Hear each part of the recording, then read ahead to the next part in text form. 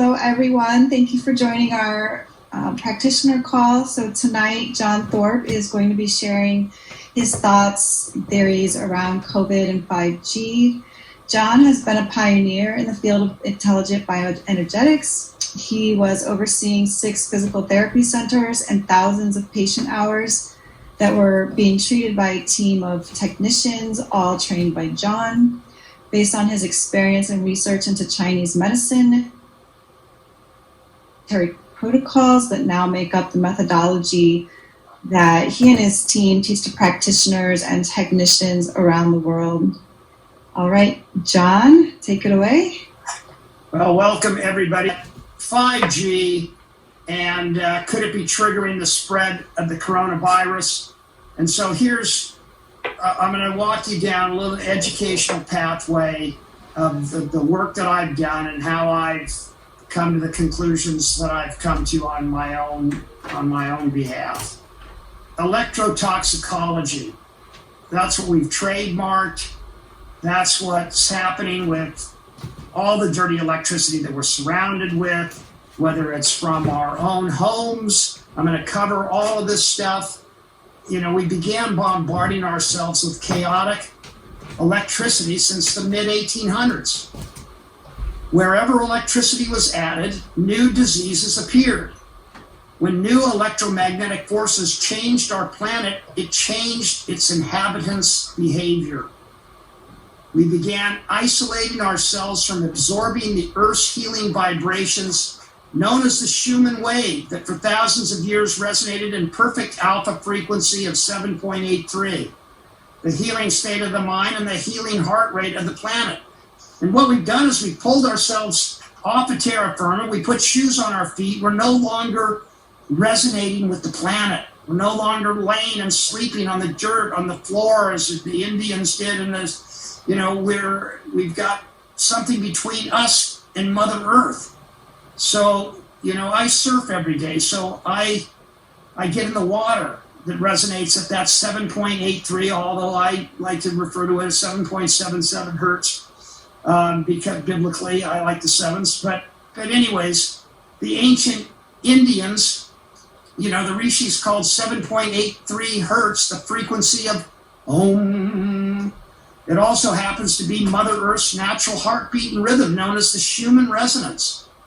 So according to Wikipedia and all this stuff that I'm going to be speaking about today, look it up, you know, because there's so much fake news out there. There's so much BS out there, and we're all listening to it. And we've been trained like little good sheep to feel that what they're telling us on television and on the news is the truth, when it's far from it. So Wikipedia. Schumann resonance are global electromagnetic resonance excited by lightning discharges in the cavity formed by the Earth's surface and the ionosphere. I want you to remember ionosphere because it comes into play throughout everything that I'm going to be talking about the ionosphere. So here's the Schumann resonance. 7.83 hertz is the Earth's heartbeat. You know, although the frequency can spike up or down, the Schumann resonance primarily levels off at the same measurement as 7.83 hertz. It's been doing that for the last 1,000 of years or so. Until recently, things are starting to change. Lately, frequencies have been lingering around 8.5 hertz and even as high as 16 hertz. The stable measurement of 7.83 hertz, the Schumann resonance, is thought to have had a great effect on humans and animals. We surmise that these spikes in frequencies can have an even greater effect. When you say, if our Earth resonating frequency is changing, what do you think is happening to our resonating frequency? There are factors which cause the fluctuation of the Schumann resonant. Influencers such as seasonal changes, solar flares, and electronic interference can alter the frequency at any given time. The recent increase in the average frequency could also be the result of, and here's we go to with the title, an increase in human activity such as the development of the 1G, the 2G, the 3G, the 4G, and now 5G. So studies show that this phenomenon may indeed affect human consciousness. The recent increase in measurements may not only be a result of an increased brain activity, the human brain activity. So we already know that increases electromagnetic fields do affect satellites and power grids. So is it possible that we're being influenced as well? And guess what? All the signs do point to yes. I've spent the last 34 years of my life studying the science of the body electric and how electricity can do great harm to us. And I've watched in the blink of an eye, in an instant, it can accomplish miracles.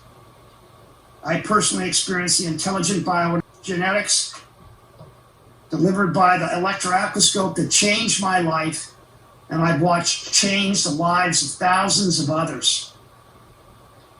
The Russian Academy of Sciences, this is where Kirillov suggests that the human residents may not only affect, so it's global, everybody gets it, this is our global frequency, but telecommunication services can also affect melatonin. Here's what it's affecting not only electrical, affects the biochemical. It's affecting melatonin, influencing biological functions such as the circadian rhythm of both animals and humans. Not only does melatonin regulate sleeping patterns, but also regulates blood pressure and reproduction too. You got to realize we're sensitive electrical beings. Some of the worst influences could even include cancer or neurological diseases, which can lead to death. And I'm going to back up all this stuff that the Russians are saying with what I found. We're also realizing that it's affected simply because the harmonic frequencies occur in the same range as human brainwave frequencies. That's at 7.77 hertz. That's alpha and theta. And after all, everything we do is done with this area of electromagnetic influence. We're all body electric. So the following slides are my findings. The electricity and the incidence of disease that followed electro toxicology. That's why I've termed the phrase electro toxicology. And we must continue our journey of looking at the body in an electrical point of view. Without the technology we are delivering to mankind, we as a species are not going to make it. The dirty electricity that we continue to create, thus absorbing into our fragile electrical bodies, has created the perfect storm for viruses to flourish. From 1st century AD up through the present, electricity was and is still used for medical purposes. I've gone through this all in the past about the torpedo fish, the Baghdad battery, Luigi Galvani, we know that about getting contraction. 1890 Tesla, he was run over by a taxi. He used his snap coil and his argon gases, and he holed up in a New York hotel, and he healed himself with his electricity and his argon gas, which he claimed healed himself. 1918, Royal Raymond Rife created the first X-ray devices. He later converted this device, an X-ray device, so he was actually using low-level radiation, high gamma, to kill viruses and bacteria. He did that because he developed a microscope that stood over 5 feet tall, and he could see things that nobody else was seeing, and he could measure, and he looked under the petri dish, and by adding this current, he could see what exact current killed these bacteria and viruses. This device has never been duplicated. The Rife device of today isn't what he was doing back in 1918 through 1934, when they held a banquet billed the end of all disease, because he was not only destroying cancer, but he was destroying tuberculosis and the bacillus that was released along with the tuberculosis. Then we have Reinhard Voll, MD, the grandfather of electroacupuncture. He began measuring voltage of acupuncture points, channels, and meridians, as well as the voltage inside of your system. So in 1831, with the discovery of the electric telegraph, the following events seem to coincide: that whenever there is a global frequency change, a pandemic seems to follow. In the mid-1800s, underground cables were laid and it went worldwide. Within a few years in the 1850s, a new disease was started to be reported in the medical literature. It was known as Neurostemia, later more commonly referred to as an anxiety disorder. From the time it was first described, which was in the 1860s, until about the turn of the 20th century, it was considered a physical disease, this neurasthenia, not a psychological disease as we think of it today. You know, they searched and searched and searched for a cause. The symptoms were dizziness, nausea, fatigue, and achy joints. Kind of sounds familiar to us, something that we go through seasonally now. It affected enormous numbers of people throughout the Western world, and it seemed to follow the course of the telegraph wires. Wherever telegraph wires were laid, all of a sudden, that part of the world, people would come down with neurasthenia or anxiety disorder. It makes the case that this is due to exposure to electromagnetic fields. Does this dizziness, nausea, headachy sounds a little like the flu? In 1889, Tesla's AC current also showed to be very dangerous. This was the War of Currents began, 1889. Guess what happened in 1889? The War of Currents between Edison and Tesla, many believe Topsy, the element, was a victim of the so-called War of the Currents. You know, Edison was trying to show that AC current was very, very dangerous, and that DC was much safer. And so Thomas Edison electrocuted an elephant, you know, alternating current versus DC current. He electrocuted all kinds of things and captured it on film. The event was one of a string of animal electrocutions Edison staged to discredit Tesla and his new form of electricity, alternating current, AC. So here's all the dangers of electricity. But also in the blink of an eye, there's also many miracles. So the coincidence, this is the first coincidence, 1889. What caused the first recorded flu epidemic in 1889? Not only was Tesla's AC current causing health problems, but also in 88 was the rapid expansion of the electrified railroad in the United States. The electrified railroad went from a few miles, 45 miles, to over 1,000 in less than a year. In that same year, 1889, a vicious flu erupted simultaneously. But what's interesting is that it was in Greenland, Uzbekistan, northern Alberta, and Philadelphia, Australia, and the Balkans. How did it get to all these different places in pre-air travel? How did it get there? It seemed impossible that a contagious disease could travel this fast to so many seemingly unrelated geographies. Tesla knew damn well that his AC current waves could travel thousands of miles, bouncing off the ionosphere and virtually traveling around the world at the speed of light. Now, this is a hypothesis. Now, could that current bouncing off the ionosphere, along with dormant viruses and bacteria, be activated? It's definitely a possibility.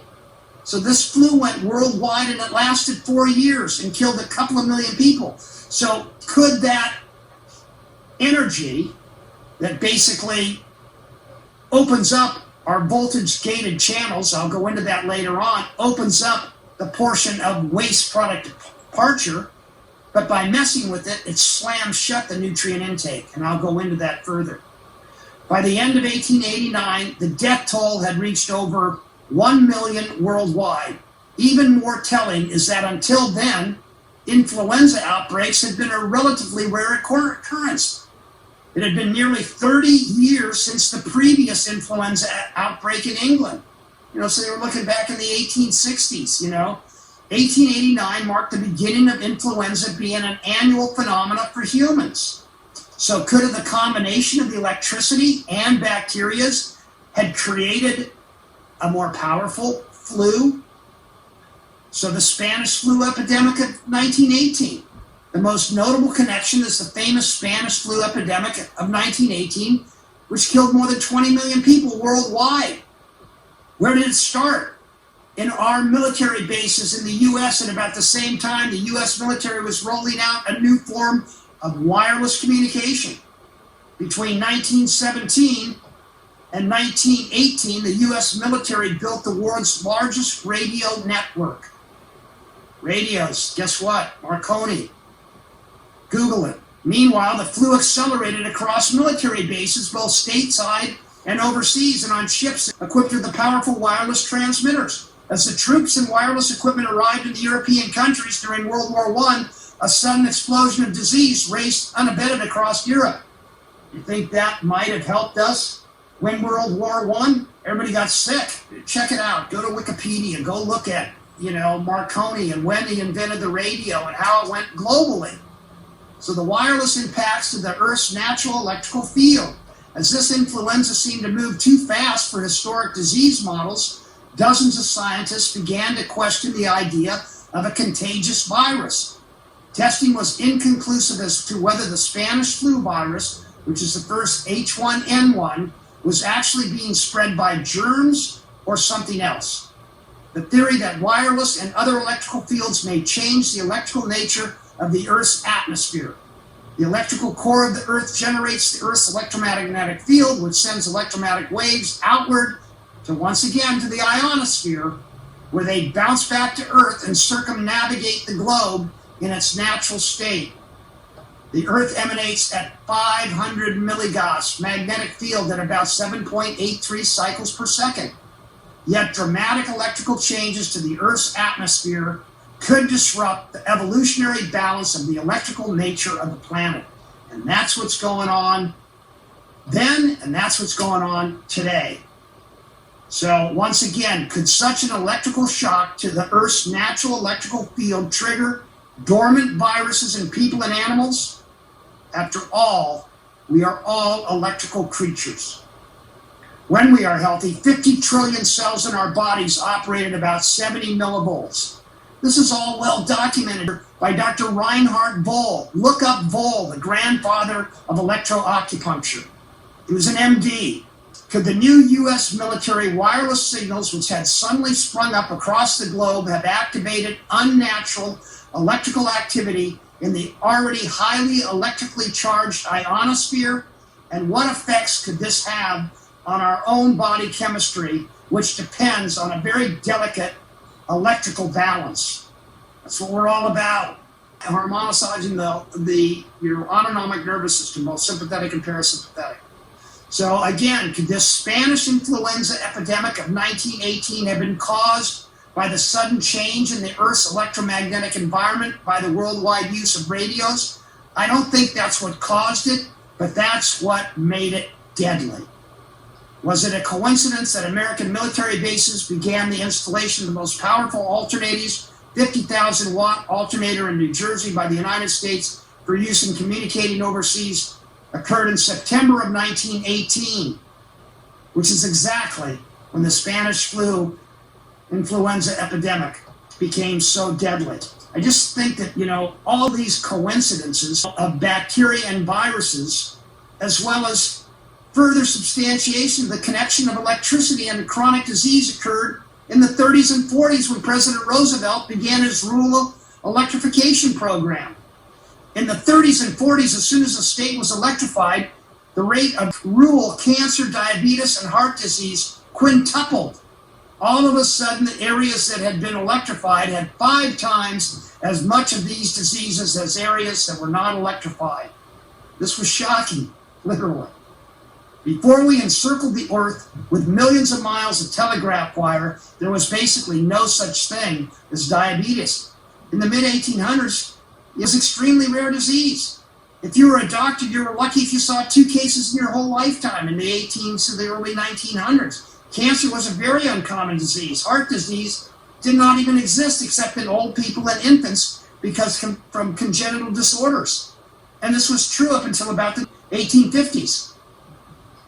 In the 1850s and 60s, all of a sudden, wherever electricity came, you started to see a rise in these diseases. Specifically, and this has continued up till today. I mean, this is what Sinatra and dirty electricity and all the different stuff is all about, that we're being bombarded with the high tension wires. And this was originally called neurasthenia. The last step in metabolism is the electron transport system in the mitochondria, where the electrons from our food get combined with the oxygen that we breathe, and we essentially burn our food and produce energy, ATP, adenosine triphosphate. And that energy is produced when those gates, those voltage-sensitive ion channels, are operating correctly. And that mechanism is what's creating ATP, and out the other side, ADP, adenosine diphosphate. Electron transport is subject to interference by electromagnetic fields. Basically what happens is those gates, and I'll repeat this, they slam shut, nutrient can't get in, but all of a sudden waste product is let loose in your body and plays havoc upon your system. That's why the dizziness, the nausea, the headaching, you're overloading your system because those exit gates are open and the entrance gates got slammed shut by this new type of energy. So as I've always said, your immune system is based on your body's ability to hold a charge. That's backed up by Dr. Reinhard Voll, the grandfather of electroacupuncture, medical doctor who trained thousands. He wouldn't even talk to you unless you were a medical doctor or a dentist, and he charged thousands of dollars for his lectures on electroacupuncture because he could measure them. He could measure a point, a channel, a meridian, and tell you exactly how much energy was stored along that base. He made great tools for storage that I'll go into, and for measuring. He didn't make the greatest tools for delivering the charge. That's where Nabrinsky studied his work. Nabrinsky went to many of his lectures, and that's where we've created the Electro-Ecoscope. You're one big capacitor with 50 trillion little capacitors. You're one big battery. A damaged cell doesn't have the same resonating frequency as a normal healthy cell. That's what our device goes after. It sees that little flag going, help, I need help. There's no membrane potential. There's no electricity running across the membrane to open the gate that allows nutrient in. And that's where dis-ease happens. Here's another coincidence. The pandemic of H2N2 virus of 1958. Guess what was going on in 57 and 58?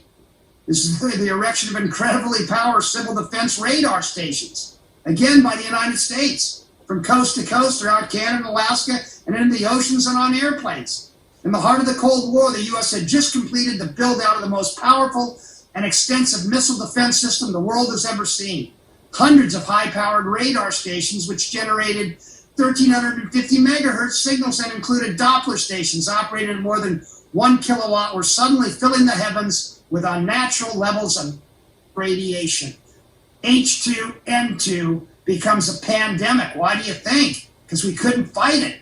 Our electrical system got hampered, and so, boom, we're one big dis-ease. We're not at ease. And that became also very, very contagious. So the 1958 missile defense systems and the Asian flu. The problem is that all these microwave signals bounce off the ionosphere and then come back to Earth. Earth's electrical envelope acts like a resonating chamber that traps all this electrical activity and propels it at light speed to all the corners of the planet. That's why everybody was getting affected, and we're all a part of the planet. So yeah, the hypothesis, yeah, it could have potentially moved by bouncing off the ionosphere. I don't have proof, but it could have potentially moved by the ionosphere bounce. What do you think HARP is all about? The High Alpha Aurora Research Project. Everything has to do with the ionosphere. So 1958, the Asian flu. During the build-out of the U.S. triple threat missile defense system, the Asian flu was born in China. The death toll ultimately reached 4 million worldwide. Scientists associated this flu with the H2N2 virus, which was thought to be avian-related. This is the bird flu. So which is it? Is the flu caused by long dormant viruses, which are suddenly triggered by electrical disruptions in the atmosphere? Or, as it is generally believed, is the flu transmitted by viruses mainly found in birds or poultry that somehow found their way into the human population? Not likely. What do you think this COVID is? It's man-made. And that's why both theories may be correct. But not naturally. It's not a naturally occurring virus. 1968, what happened with the Hong Kong flu pandemic H3N2? 1968, the Hong Kong flu pandemic, H3N2, coincided with the first launch of military satellites. And in fact, pretty much the first launch of satellites, period. There was Sputnik, then there was a few isolated satellites. In 1968, in one fell swoop, we doubled, tripled, quadrupled the number of satellites in the sky, and that coincided with the Hong Kong flu of 1968. You can look it up. I went low end by saying it doubled. You know, look up how many satellites we started putting up. Guess what? To influence the electromagnetic field of good old Mother Earth, planet Earth. Is this another coincidence? The swine flu, 1976. Swine flu pandemic. In February of 76, we launched a whole group of new satellites, you know, and an outbreak of the swine flu, a virus subtype, the H1N1, at Fort Dix, New Jersey, caused one death, hospitalized 13, and led to mass immunization programs. So now they started the vaccines, the unsafe vaccines. That's what this whole story is all about that we're going into with COVID. So they accidentally, let loose a virus. They didn't mean to do it because it's cost everybody trillions. But now who's got the vaccine is going to make kind of Bill Gates, doesn't he seem to have the patent on these viruses? And that's very interesting. And how the whole World Health Organization and Fauci, they all got their hands in it. I'll go into that later as well. It's all about follow the money. So after the vaccination program, what happened was associated with an increase in reports of Guillain-Barré syndrome, which can cause paralysis, respiratory arrest, and death. The immunization program was ended after approximately 25% of the population of the United States had been administered the vaccine. On December 16th, a 1-month suspension of the vaccination program was announced by the CDC head, William Fogg. Look it up. Of the CDC estimated that the incidence of Guillain-Barré was 4 times higher in vaccinated people than in those not receiving the swine flu vaccine. This whole thing about the vaccines and about, you know, the money that they have created, you know, over the years of a new vaccine. Well, when your body is being electrically bombarded and your gates, your voltage sensitive ion channels are being messed with, that's why some people, you know, that are very healthy and are exercising and eating the right food and doing the right stuff are spared all this other immuno disorders, you know, where your body starts turning against itself. Guess what happened with the Sars pandemic in 2003? Spreads around the world at the same time G3 was released? Well, that's a coincidence. Severe acute respiratory syndrome, SARS, is a viral respiratory illness caused by a coronavirus called SARS was the first reported in Asia in February 2003. Again, the Communist Chinese Party, they have been messing with these viruses as a military attack. They've been after us for a long time. A few years ago, the Chinese admitted that they are at war with us because we've done all kinds of things on their trade, and they're upset, and so now they're after us, and they're going to use biological weapons if possible. So over the next few months, the illness spread to more than 24 countries in North America, South America, Europe, and Asia before the SARS global outbreak of 2003 was contained. 2009, H1N1, swine flu returns with a vengeance. Guess what? 4G cell phone technology is introduced. Too many coincidences with a change in the frequency of the planet and us getting a pandemic. In the spring of 2009, a novel influenza, once again H1N1 versus emerged. It was first detected in the United States and spread quickly across the United States and the world. H1N1 contained a unique combination of influenza genes not previously identified in animals or people. This virus was designated as influenza H1N1 PDM09 virus.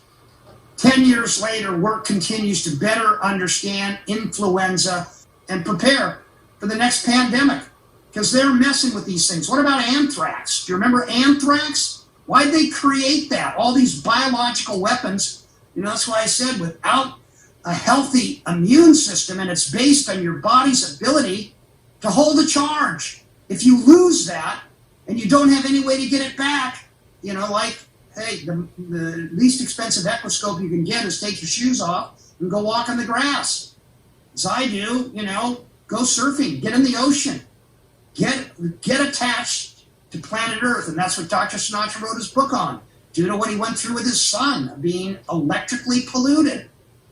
In 2013, a Washington State University professor, Dr. Martin Paul, look it up, published a landmark paper, Electromagnetic Fields Activation of Voltage-Gated Calcium Channels. Can that be what John's been talking about voltage-sensitive ion channels and patch clamp and the 1991 cell channel findings? Google it. To produce a beneficial or adverse effect. Here's the thing, the electromagnetic fields via the activation of these voltage-gated channels can be beneficial or adverse. This paper shows how electrical changes to ion channels can lead to biological chaos in the body. That's when the waste product departure gates get slung wide open, but the nutrient intake gates are inhibited. Why? Because we've got a new global frequency that's frozen them shut. And until you can reestablish membrane potential, they're going to be stuck shut. So what does that cause? Dizziness, nausea, headache, pain. Meanwhile, the proliferation of free radicals creates inflammation, neurological impacts, and a compromised immune system. Sound a little like the flu. So we've got two things going on here. We've got a change in frequency, and we've got these viruses and bacteria that have laid dormant or that affect some and don't affect others. But you bring in the electrical dysfunction to those voltage-sensitive ion channels, and dis-ease occurs every time. Cystic, this is what I found really, researchers using the patch clamp technique. This is the same technique that Nair and Sackman used to discover the voltage-sensitive ion channels. And they discovered a defective channel as the mechanism responsible for cystic fibrosis. All of these channels, what do they go after? They go after your lungs. Cystic fibrosis is considered the most common lethal genetic disease among white people. Cystic fibrosis produces thick mucus in the lungs, often leading to respiratory infections and pneumonia. It can also affect the intestines and other organs. Sound a little bit like COVID-19? Well, doctors have long been aware that the sweat of people with cystic fibrosis usually has an increased amount of sodium and chloride. But until the research derived from the German discovery, Nair and Sackman and the patch clamp, they did not know that the chloride channel was missing or functioning improperly. Can this be the reason that when an unknown frequency is infused and affects these very sensitive ion channels, that lethal diseases can occur in the body? Cystic fibrosis and a malfunctioning ion channel. Very interesting, I find. Your immune system weakened from wireless radiation. I thought the previous slide was very interesting, all about the cystic fibrosis. Since I used the discovery of voltage-sensitive ion channels, I've gone into it at the patch clamp and everything else, and that is the same current that the Electro-Ecoscope infuses into the body. That's the trillionth of an amp. That's our part of it. That's the good part of what's happening with the voltage-gated. When you've got a trillionth of an amp, when you've got that voltage going across that membrane, you've got perfect membrane potential. You're activating ATP and you're moving it in a preferential direction. You've got both gates operating, but without that electricity, and it's got to be a trillionth of an amp. Millionth of an amp didn't make it. Millionth of an amp was to misdirect a pain signal. That was what TENS devices were all about. It was that trillionth of an ampere that was the perfect electrical current that opened and closed, and this membrane potential was established, and this is what enhances ATP production, and this is why the Electro-Ecoscope is so important for the fighting of all dis-ease. You're electrical before you are biochemical all day long. So again, this is my hypothesis. This is what I've found in the thousands of patients that I've overseen. if a malfunctioning or damaged voltage-sensitive ion channel are responsible for such lethal diseases as cystic fibrosis, is it possible that they also could be the reason that COVID-19 is ravaging the elderly and those that have a compromised immune system? Could it also be affecting those surrounded by dirty electricity, high-tension wires, microwaves, computers, and our cell phones? Get those cell phones, it's away from me. My computer sits back a couple of feet by me. I'm doing all kinds of things to show dirty electricity in our house with Gauss meters and fog meters and all kinds of things. In fact, and I've got a little device right here that can plug into, these are Steinhauser, the Germans, that can help with your dirty electricity in your home. We're being bombarded by dirty electricity, and this is why Sinatra wrote the book on grounding and all the different things to ground. I personally witnessed my daughters at a very young age diagnosed with pertussis. And the only thing I used was the Ecoscope on their lungs points and directly through their lungs. We did include very minute amounts of homeopathic antibiotics, but I felt if I could take those low energy damaged cells in my children, I trusted what I did in my little children and Jillian got it quite severely where, she was coughing. It's called the 100-day cough. And yet I treated her little lung points, and this is the same thing that I'm doing and that I recommend that everybody does in prevention. It's going to be interesting to see. I want everybody that's come into contact with COVID, how it affected you. Out of the 250 people that bought Ecoscopes, I want to see how many were affected and how many people treated with that Ecoscope, and I want to see their results. Because so far, so good. It certainly hasn't affected my family, and I certainly watched my beautiful daughters recover beautifully with nothing more than me treating their little sensitive bodies, their lung pathways and meridians directly through their lungs and allowing their immune system to be enhanced. New York Times best-selling author. Again, it comes down to our children. Steven Sinatra wouldn't be on my board and wouldn't be a part of everything I do had he not witnessed what his son went through. His son was given a 1% chance of living. Having personally experienced the electrical cellular shutdown, he was bombarded by harmful, dirty electricity. From a Bluetooth in both of his ears, he was a Wall Street trader. And he was surrounded by a sea of computers on the Wall Street trading floor. Guess what happened? Again, he was eating 10,000 calories a day and he was still losing weight. Why wasn't his body being able to absorb? Because those gates, this is what I'm basing my hypotheses on, the gates to allow nutrient in were slammed shut due to the change in frequency that he was creating. It was a perfect self-storm for him with being around a sea of computers and a Bluetooth in both ears. He was poisoning himself. And with his lifestyle at that time, boom, he got electrically poisoned, and those gates allowing nutrient. He was eating 10,000 calories a day and still losing weight. And Dr. Sinatra, his father, he said, you can throw out the medical journals. I didn't know what to do. And him with a thoracic surgeon was successful in getting a catheter into his son's heart, and they began getting nutrient directly into his heart. He did it with a thoracic surgeon. He was given a 1% chance of living. And then Steph Sinatra became a patient of mine shortly after his release from the hospital. He continues to treat himself daily using the Ecoscope. He's in perfect, health. He still struggles because of the electrical pollution that he suffered, and that's why Sinatra wrote all the books on grounding and what personally happened. He said, when you think you're going to lose a child, you throw out the books. You throw out everything that you've been taught in medical school, and you go and search for, my child is not responding to anything I learned in medical school. Electrical pollution, dirty electricity. So that brings us to the 5G connection. For those who are unfamiliar with 5G, it is the 5th generation of wireless and cellular technologies. It uniquely uses intense clusters of wireless transmitters which produce extremely high frequency signals and raise radiation exposure to humans exponentially. The frequency levels of this new technology can be many, many, many times higher than the level of energy in an electrical source is proportional to its frequency. Thus, 5G stands to impose significantly higher biological effects on humans than any previous technology.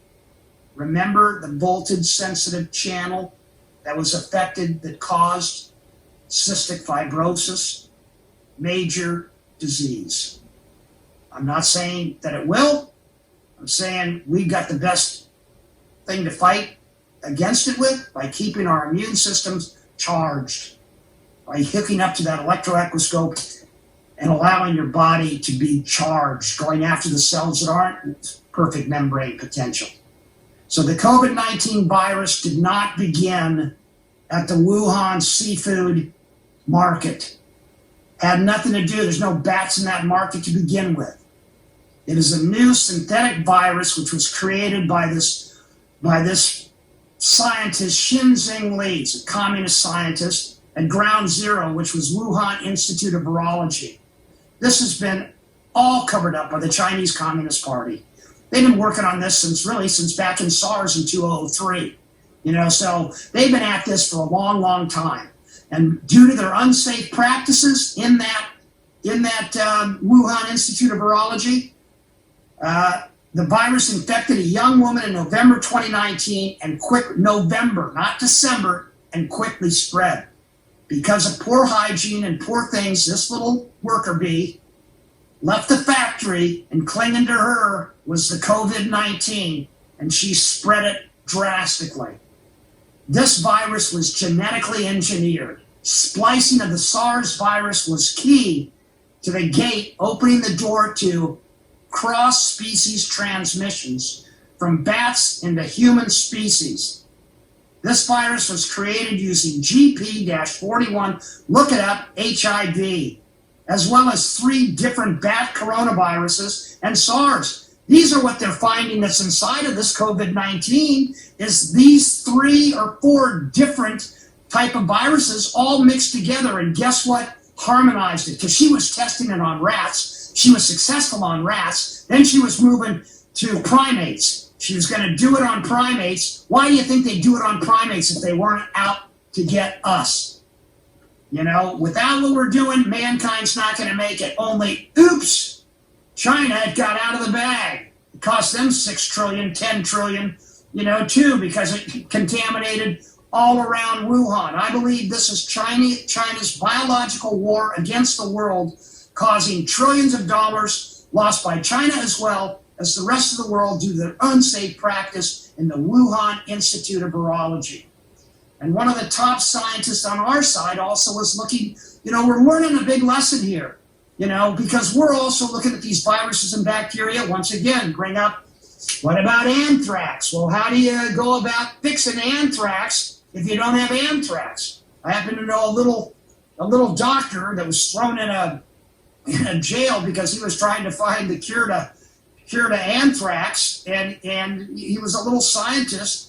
And because of his studies and some of his work that leaked out, they came with weapons and a whole tactical team, SWAT team, surrounded this little Mormon's house and drug him off because he was trying to figure out how to fix anthrax. But he was left in isolation for about 3 weeks. And this is what happens when you're trying to figure out how do we fix these biological weapons that other countries are coming up with and that we're finding.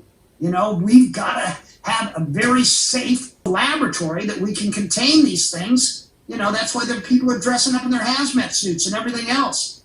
So now, is it any coincidence that Wuhan, China, a leading smart city and one of the earliest adopters of the 5G transmitters, is the very source of COVID-19, the coronavirus? Well, if you're still doubting the connection between all the G's, 5G and the coronavirus, check out this overlay map, and I'll show it to you in the next section, which locates major 5G installations in China and the major outbreaks of the coronavirus there. Weakened immune system and a very contagious disease.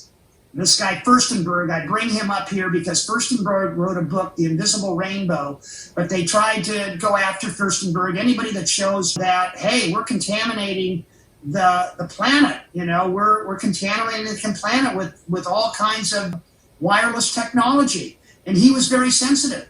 Again, the guy went after and tried to sue his neighbor because she was using her cell phone too close to him. And he didn't complete medical school because he got really sick. He got sick like Sinatra. And he brought himself back by isolating himself away from all this dirty electricity. When Roosevelt laid out every city that became electrified got sick. Come on, this is not just too many coincidences about electricity and sickness. So the red and the blue circles below, and I'm going to show you this map, 5G installations in China and North Korea, created by an independent researcher overlaying the 5G rollout in China. So here's the map. Here's where it all began. Spanish influenza. There was heroic efforts to try to demonstrate the infectious nature of the disease. But the existence of an influenza virus is well established, but the relationship between the virus and the disease is actually in question. Why do you think they're causing so many different things? Some people respond to the cococlurin, or however you pronounce it, quinine, and some people respond to very light oxygen because they're going, these people are oxygen starved. You know, they look like they're up at the top of Everest without oxygen, you know, and yet they're not in distress. They're able to carry on a conversation. You know, if you've listened to some of these doctors that are on the front line, and yet they're COVID-19 all the way. But the relationship between influenza and electricity is very strong.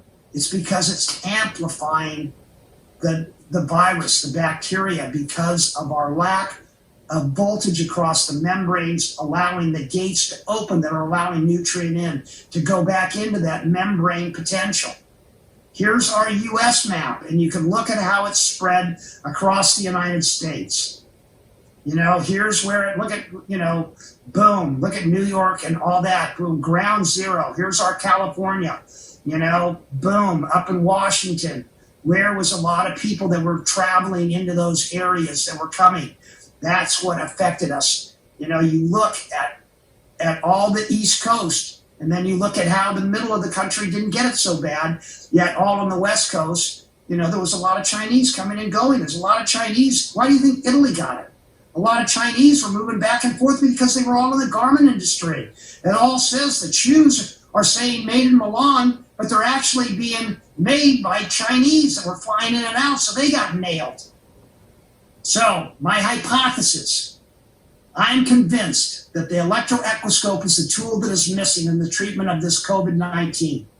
It is my hypothesis that due to the recent changes in the Earth's magnetic field bouncing off the ionosphere and wreaking havoc on the electrical system of the inhabitants of this planet created the perfect storm, allowing this COVID-19 to take the lives of thousands by slamming shut the voltage-sensitive ion channels that allow nutrients to come into the cell, but flinging wide open the gates that allow waste product departure, flooding the system with toxicity.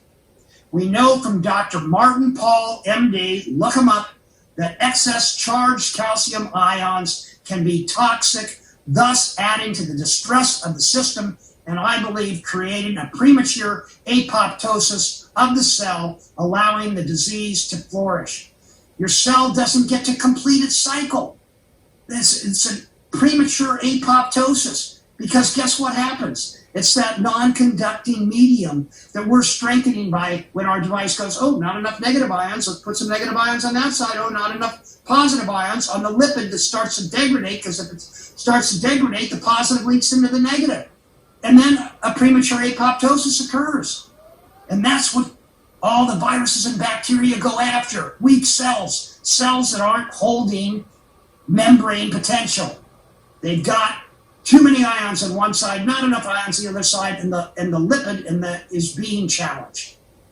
It seems with these, again, cell channel findings earns Nobel Prize, and you'll find how it all ties together with these viruses. The gates that allow waste product departure are wide open, but the nutrient intake channel is jammed shut.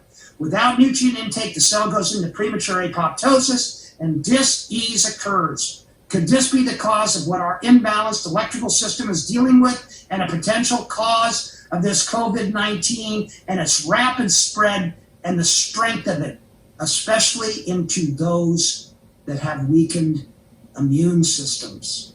That's people that have they want to make sure that every death certificate's got COVID-19 on it, because if it doesn't, the numbers aren't going to match up with who's being affected. Yeah, it's a very contagious disease, but it's affecting those that have a very diminished immune system.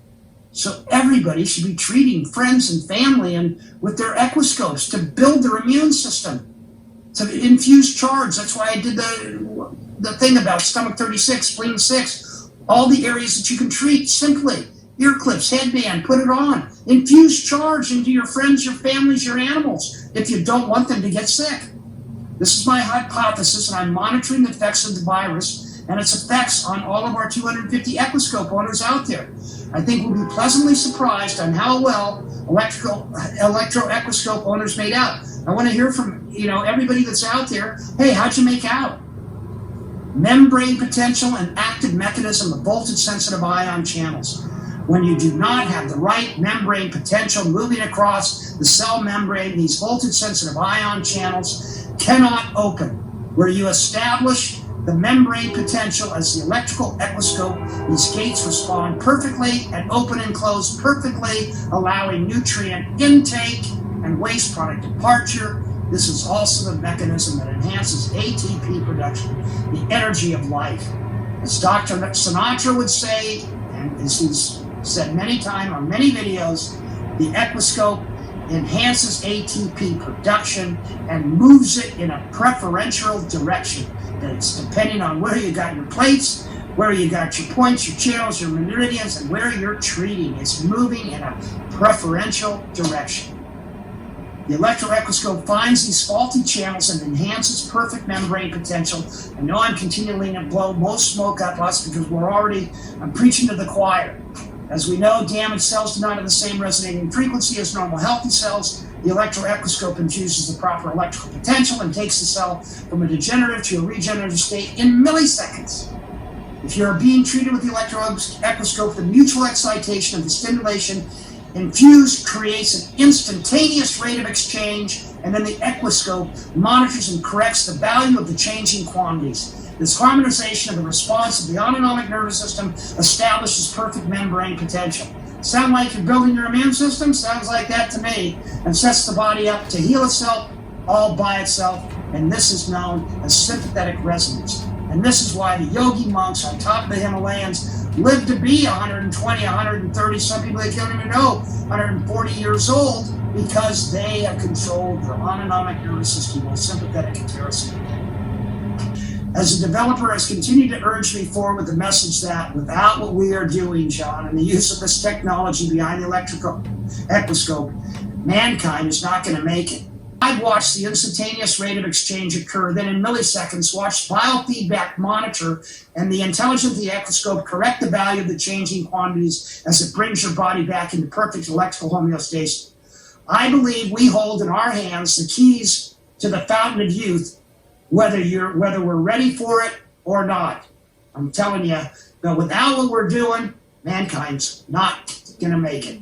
Now here's the YouTube that I believe they probably took it down, but as far as it remained up as of last night. I tried to post it and it was immediately taken down. For as long as this remains, this is the truth behind the coronavirus and how it really began starting as early as 2010, if not 2003 with SARS, because it was the SARS that really made it absorbable to humans. And I see that we now have actually, Cambria has joined us. I hope she can. I'm here, John. My rant that she heard, but anyways, Cambria is on the front lines and of this COVID-19. She's seeing things happen, and I'd love for her to just chime in a little bit on what she's seeing and what she feels and the things that she says. I've been talking all about the voltage-sensitive ion channels, Cambria, and how they're so uniquely important, and how by the change of current slammed shut. My hypothesis was they slammed shut on the nutrient intake, but wide open and let all the waste product departure. And so the body, plays havoc on the body trying to deal with all of that So Cambria, who is both, and I have to tell you, Cambria, just a little something because I've got you, is you are held, and for everybody that's listening, Cambria is held in very high regard by one of my trusted and one of our advisory board members. He's a thoracic surgeon, an investigative thoracic surgeon. Dr. Bueller, every time he's on the phone with me, says, I just want to tell you, your nurse practitioner, Cambria, is off the charts with what she is doing and her knowledge into the wellness behind the human race. So with that, I'll turn it over to Cambria to chime in with what she's been seeing on the front lines. And God bless you, honey, and I'm so glad you had a chance to chime in. But she is a walking textbook of knowledge, as well as an Ecoscope owner and a woman, and so she's fighting it from all angles. So. Yeah, absolutely. So I'm working at Scripps and the urgent care and seeing COVID firsthand. So I have that perspective, seeing what traditional medicine is doing. And then I also, of course, am treating it with your patients, our patients, the population from a functional medicine standpoint. And what we are seeing is, like you're saying, John, the people who are getting sick are the people with diabetes and obesity and really high inflammation, really high oxidative stress. People who are immunocompromised, which of course we know the Ecoscope is brilliant at helping the immune system. People who are mitochondrial challenged. So people who come to the table at a disability from a biochemical standpoint, those are the ones that are tanking. And the young people that I'm finding that are tanking are also people who have often undetected vitamin D deficiency, or they have zinc deficiency, or they have something that is there, but it's not something that traditional doctors are looking for. I do have several patients who now have positive antibodies because they found out that they were in very close contact. Like one of my patients, her husband had COVID and he was fairly sick, and she's been on the functional medicine program minus the Ecoscope. Can't believe if she had it, she would have but basically she was on the functional medicine protocol and she had 0 symptoms and she has positive antibodies. So there's a gigantic spectrum in terms of who is getting sick and how sick they're getting and who is not. So I think the message is, like John was saying, that if we can optimize the body, and we have so many tools, science-based tools to optimize the body, one of course being the Ecoscope, and two being functional medicine. So the combination, at least, and I've been saying this for years, and you too, John, of course, but it's this girl pack that, like, the combination of functional medicine and the Ecoscope is like literally unbeatable. So you're combining the optimal biochemistry, the optimal nutritional chemistry, all of the right ions in there, and then you're juicing up the cell, and you're allowing the body to get the good stuff in, get the bad stuff out, and giving it the nutrient support that you need to have in order to detoxify properly. So that, I think, is what we're going to be talking about at our next meeting, is sort of the beautiful partnership and the magic that can be made if you pair up the biochemical functional medicine component with the bioelectrical component. And that's really what we are, is we're the bioelectrical and then all of the biochemistry. So if we optimize both sectors, I think we're really unstoppable. And that's really where longevity is going to be. And that's where we're going to be, like John says, living to 110, and we're going to be, going for hikes and singing and still reading and enjoying our kids and grandkids. So that is the power of what we have to offer. I'm trained by Institute of Functional Medicine, and they have come out with some very, very good overall recommendations in terms of various nutrients and herbs that can be utilized prophylactically, and we're looking at the phases, even from a traditional medical standpoint. There's the phase where there's infection and viral replication, and then there's the phase of inflammation and oxidative stress. So there's certain nutrients that you put into the system at certain times, and there's a whole schedule of, and I can forward this. I forwarded it to Lisa, but I can forward it to you, John, as well. You're going to be on. You're going to be presenting the next month, right, Cambria? Yep. Put you under the gun. Cambria will be our next month's. She's going to be holding and I'm so thankful that she is a wealth of knowledge. So I just wanted to. So next month, the first Wednesday of next month, June, Cambria is going to be the star. She's my star. Oh, thank you, dear. Our star. Yeah. So I didn't mean to interrupt So you. there's tons that can be done, and everybody should be on vitamin D. Zinc is very powerful as well. Ideally, the best way to do it is to check blood levels of different things so that we know your perfect dose. But curcumin is fantastic. Quercetin is very wonderful. It's anti-inflammatory and antiviral. So there's a whole list of things that are very helpful just in terms of optimizing immune function, decreases inflammation, making sure you have antioxidants on board, and then Ecoscope whenever you can, because you want to just charge those cells so that they're ready to battle. And that's what our body is made. Our immune system is made to protect us. In my opinion, all of us hiding out in our houses is not, it's not very helpful for the immune system. We need to be out in nature. We need to be recharging at the ocean. We need to be walking in the sand. If you're at home in a mask and not even interacting with any even normal organisms, then that in itself decreases the immune function. So, of course, we don't want to be around, people who are sick, but we still should be out in nature and making sure that we're enjoying some peace and tranquility and a little bit of interaction with the earth, in my opinion. So. Yeah, it's. I'll tell you, the combination. It's not one thing. That's why I wanted to make everyone very clear. There's a lot of association. I mean, the coincidence is too much when you go through the electricity and disease, and when and in our own homes. I mean, we're looking at this stuff, and nobody's until it happens to you, nobody's paying attention to the body electric. Right. So, that's been my, believe me, I was very happy being a stuntman. I was very happy, flying my hang glider into the total eclipse of the sun. And I was very happy with being able to do what I could do because of a device that I found that I was able to heal myself. But once this happened to me, I couldn't get it off my shoe. It was like gum on my shoe.